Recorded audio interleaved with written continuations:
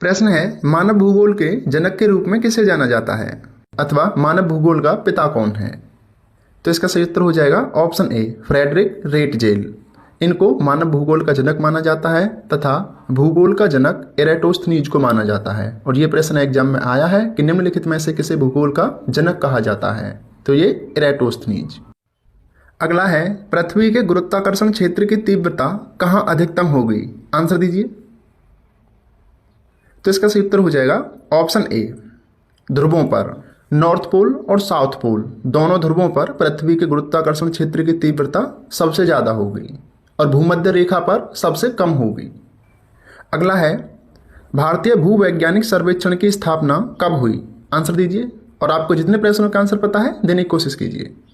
तो इसका सही उत्तर हो जाएगा ऑप्शन बी, 1851 में, जो कि 4 मार्च 1851 को हुई थी। और इसका मुख्यालय कोलकाता में है।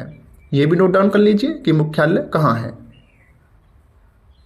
अगला प्रश्न है, निम्नलिखित में से कौन से महासागर पनामा नहर से जुड़े हुए हैं, आंसर दीजिए। तो इसका सही उत्तर हो जाएगा ऑप्शन बी, अटलांटिक महासागर और प्रशांत महासागर, ये दोनों पनामा नहर से आपस में जुड़े हुए हैं। क्वेश्चन को घुमा के भी पूछा जा सकता है कि अटलांटिक महासागर और प्रशांत महासागर किस नहर के द्वारा आपस में जुड़ते हैं अथवा जुड़े हुए हैं, तो ये पनामा नहर से, याद रखना है। बॉम्बे हाई किस खनिज के लिए प्रसिद्ध है, आंसर दीजिए।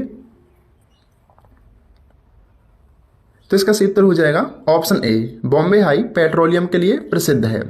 और ऐसे प्रश्न आपके एग्जाम में पूछे जाते हैं जैसे कि कोलार की खान कहाँ है, झरिया क्षेत्र किस चीज के लिए प्रसिद्ध है, तो आप इन चीजों को याद रखना।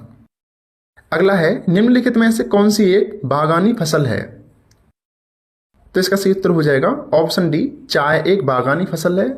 बागानी फसलें ऐसी फसलें होती हैं जो एक बड़े भूभाग पर एक ही फसल उगाई जाती है और इसमें श्रम की ज़्यादातर आवश्यकता होती है। बागानी का मतलब आप बाग से समझ सकते हैं, जैसे कि बाग में एक ही प्रकार के ज़्यादातर पेड़ पाए जाते हैं, उसी प्रकार बागानी फसल में भी एक ही प्रकार के ज़्यादातर पौधे पाए जाते हैं। अगला है, भिलाई इस्पात संयंत्र किस देश के सहयोग से स्थापित हुआ, तो इसका सही उत्तर हो जाएगा ऑप्शन डी, सोवियत संघ के सहयोग से। और इसकी स्थापना वर्ष 1955 में हुई थी, जो कि छत्तीसगढ़ में हुई थी। और यह हमारी दूसरी पंचवर्षीय योजना में स्थापित हुआ था, जिसकी विषय वस्तु थी तेजी से औद्योगिक विकास, इसलिए इसमें औद्योगिकी पर ज़्यादातर जोर दिया गया। अगला है, अंडमान निकोबार द्वीप समूह के किस द्वीप का नाम नेताजी सुभाष चंद्र बोस के नाम पर रखा गया है, तो इसका सही उत्तर हो जाएगा ऑप्शन सी, रॉस द्वीप का नाम नेताजी सुभाष चंद्र बोस के नाम पर रखा गया है। और ये सब हमने आपको भारत भूगोल की सीरीज में अच्छे से बताया है। अगला प्रश्न है, जो वन चक्रवातों के अवरोधों का कार्य करते हैं वो वन कौन से हैं, अवरोध यानी रोकना। आप ऑप्शन देकर आंसर दीजिए। तो ये हैं मैंग्रोव वन। ये चक्रवातों और सुनामी दोनों को रोकने के लिए कारगर हैं, क्योंकि इनकी जड़ें पानी में ज़्यादा फैलती हैं और आपस में जकड़ी हुई होती हैं। तो जैसे ही चक्रवात या सुनामी आता है तो ये उसके अवरोध का कार्य करते हैं। और भारत में ये गुजरात में स्थित कच्छ के रण में पाए जाते हैं और उड़ीसा के तटीय इलाकों में भी पाए जाते हैं।